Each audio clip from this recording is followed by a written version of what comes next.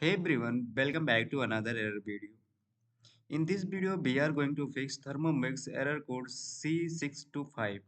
If you are facing this issue, so keep the video till the end and follow my step to fix the problem. First solution is check your internet connection. Make sure your internet connection is working or that other the user are not overloaded the traffic. Second step is move your Thermomix closer to your router. If your Wi-Fi connection is unstable, try moving your Thermomix closer to your router. Solution is check for the software update. Check if there is any software update available on the perform it.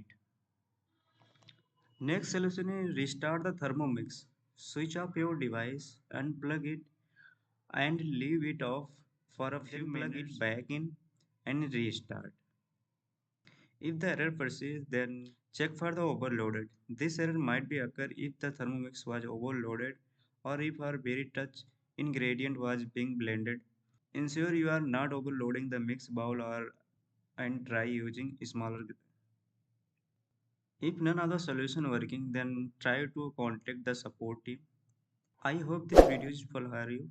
If you like this video, click on the like button and subscribe to your channel and share with friends. Thanks for watching. See you in the next video.